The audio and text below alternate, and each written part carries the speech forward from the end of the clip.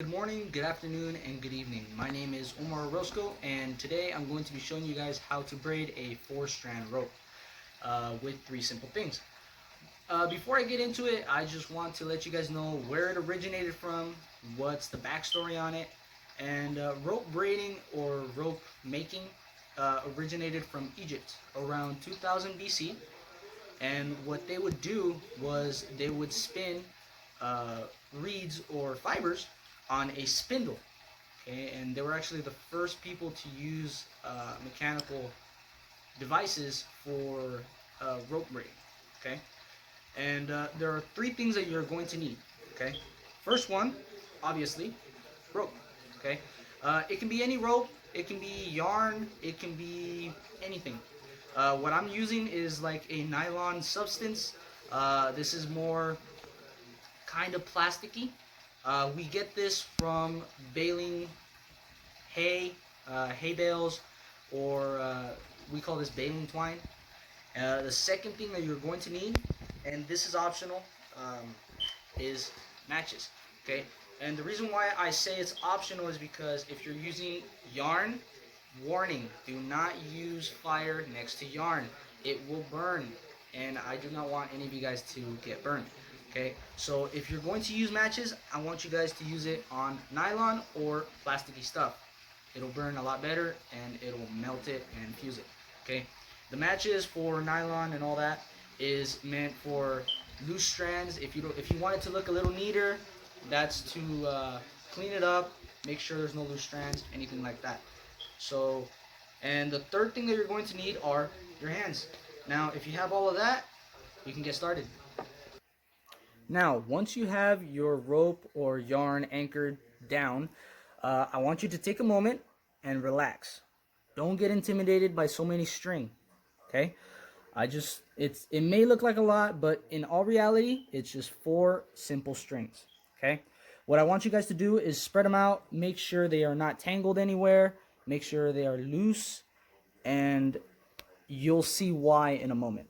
Now, to get started off, what I want you guys to do is grab the furthest to the left, pull it behind the 2 middle ones, pull it through in between the second to last and the last one, twist it, and pull. Okay? That is your first step onto making a 4-strand braid. Okay? The next thing that you want to do is you want to grab the other side, the other end, pull it behind these two, the ones that are twisted, behind, in between the second to last and the last, twist, and pull. Okay, now if you start seeing right here, you are starting to get a braid. Okay, but it doesn't look as pretty. Okay, but just hang on tight and we'll get through this. Okay, so then you're going to do the same thing over. What you want to do is grab the end, behind two, in between, twist, and pull. Okay, and now the reason why I'm saying pull so many times is because if you do not pull, you are not going to get a very pretty rope. You are going to get a very loose rope. Okay, now end, behind, in between, twist, and pull. Now this is one braid. Okay, this is the start of the entire length of the rope. Okay, so you want to make sure it's nice and tight. Now, the way that I think of it is this guy's lonely. He's all by himself. Now, you want him to go to the party. Okay? So you get him down here. He's with his friends. Twist and pull. But then this guy's lonely. Get him down here with the party. Twist and pull. Okay? You're going to continue doing that for the rest of the length of the rope. Okay? All right. Now, I'm going to skip to the end of the rope to make sure that you guys are doing it well. And in the end, I'm going to show you how to end off this rope. Now, you are nearing the end of your rope. Okay, so you're just going to finish it off a little further till you get about one, maybe half of an inch of rope left. Okay, so once you get that. Now, for you people that are using yarn, so what you're going to do is you're going to grab the end of it, okay? And you're just going to make a simple knot, okay? It's as easy as that, and that is it, okay? But what you want to do is make sure this is nice and tight.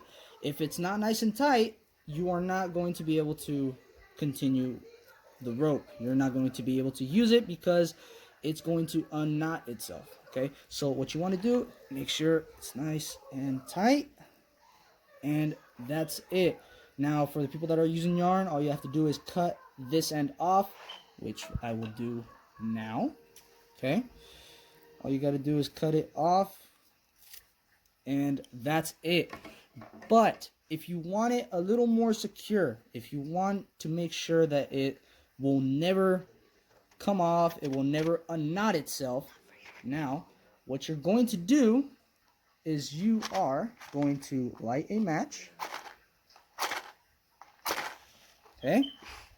Light a match and burn this end off. This is where I have to tell you, be careful. Hot plastic should not be combined with skin. This hurts a lot, okay? So I just want to let you guys know, be careful, do not burn yourselves. And after you get it around that color, that's it. Now what you want to do, this is where you have to be careful. You want to smush them together, make sure all the fibers in the plastic or in the nylon are being fused together.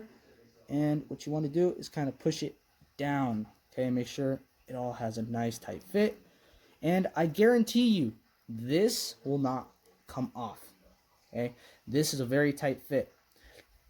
Now, if you see over here, this is it's more or less messy. It has some strands that are left. Now, what you want to do is you want to grab the lighter, just burn off all those strands. If you have nylon, if not, please do not burn yarn. It will not end good for you guys, okay? Now, off to the ending. Thank you so much for watching. I just want to let you guys know this is a lot stronger than it was before, okay? You can pull it, you can do whatever, it will not break, okay? So thank you so much for watching. Please give my video a thumbs up, and please give it an A, Ms. Zhang. Thank you very much, and hope to see you soon. Bye.